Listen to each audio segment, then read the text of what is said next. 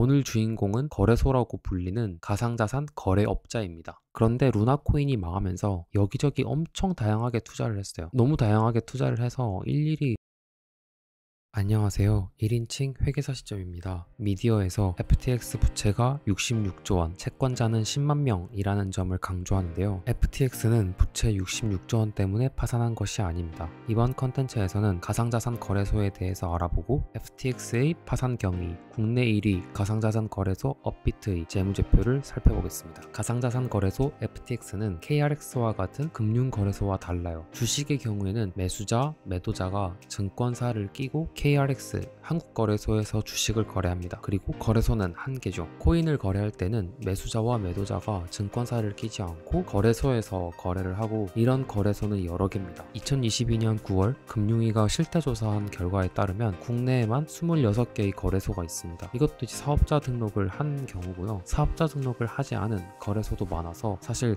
현황 파악이 제대로 잘 안 되고 있어요. 그래서 고객은 자신의 코인을 맡기고 원활한 거래를 위해서는 거래량이 많고 재정적으로 건전한 거래소를 선택하는 것이 중요합니다. 가상자산 사업자의 경제적 실질은 증권사와 비슷합니다. 특정 금융거래 정보의 보고 및 이용 등에 관한 법률, 특정금융정보법이라고 부르는데요. 해당 법률에서 가상자산 사업자를 구체적으로 정의하고 있습니다. 가상자산 사업자는 거래업자, 보관관리업자, 지갑서비스업자로 나뉩니다. 오늘 주인공은 거래소라고 불리는 가상자산 거래업자입니다. 얘네는 가상자산의 이전 행위, 매도, 매수, 교환 행위의 중개 또는 알선을 영업으로 합니다. 한 줄로 소결론을 내리자면 가상자산 거래소의 경제적 실질은 증권사와 비슷하다. 이번에 파산한 FTX는 세계 3위의 가상자산 거래업자인데요. 파산 경위를 살펴보겠습니다. FTX는 알라메다 리서치라는 자회사를 갖고 있는데요. FTX가 FTT라는 코인을 발행했고 자회사인 알라메다 리서치가 이를 시장에서 매입을 합니다. 그러면 값이 오르겠죠. 이렇게 값이 오른 FTT 코인을 담보로 시중은행에서 대출을 받습니다. 이렇게 확보한 현금을 일부 FTT를 추가로 사들입니다. 이 행위를 계속 반복하다 보면 FTT 코인의 값이 점점 오르겠죠. 그럼 FTT 코인을 보유한 알라메다 리서치의 자산도 오르고 모회사인 FTX의 자산도 오릅니다. 알라메다 리서치 자산 18조 원 중에 8조 원이 FTT 코인이에요. 그리고 시중은행에서 받은 대출금의 일부는 3Arrow Capital이라는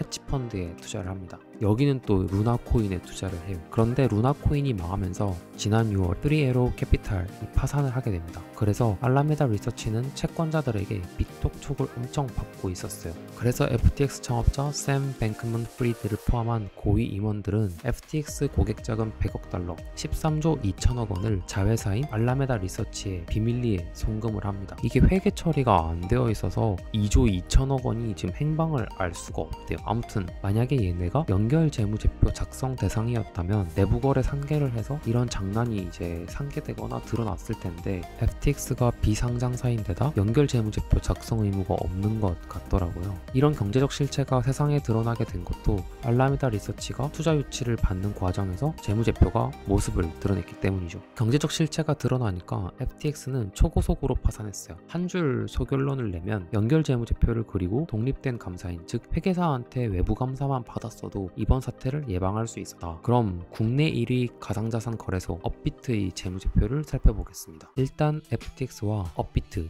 빗썸과 큰 차이는 최소한 국내 거래업자들은 독립된 감사인, 즉 회계법인으로부터 외부 감사를 받는다는 겁니다. 부채를 먼저 보시면 FTX 부채가 66조 원이었는데 업비트는 7조 원 정도 됩니다. 부채 7조 원 중에 6조 원은 기타 유동 부채인데요. 이 기타 유동 부채의 대부분은 예수 부채, 즉 고객으로부터 받은 돈이에요. 이게 가상자산 거래업자 영업활동의 첫 시작입니다. 이건 예전에 분석한 은행 재무제표랑 비슷하죠. 은행 같은 경우에 고객이 돈을 예금을 합니다. 그러면 예수 부채로 잡혀요. 차이는 은행은 고객으로부터 받은 돈을 대출해서 예금과 대출, 금리 차이로 돈을 벌지만 가상자산 거래업자들은 증권사처럼 브로키지, 즉 거래 수수료로 돈을 번다는 거죠. 현금성 자산 7조 중에 6조는 고객 돈이니까 인출 제한이 걸려 있다는 것을 확인할 수 있고요. 보통 예금이라 적긴 하지만 이자 수익이 발생하겠죠. 업비트도 FTX처럼 여기저기 엄청 다양하게 투자를 했어요. 너무 다양하게 투자를 해서 일일이 셀 수가 없는데, 아무튼 여기서 핵심은 업비트도 FTX처럼 여기저기 다양하게 투자를 하고 있다라는 겁니다. 그럼 돈은 어디서 벌고 있는지를 보면요, 작년 영업수익이 3조 7천억 정도인데 이중 거래 수수료가 99.5%입니다. 여기서 4천억 정도 인건비 등 이제 영업 관련 비용으로 쓰고요. 영업의 손익에서 특징적인 거는 전환상환 우선주를 발행했는데 거기서 2,500억 정도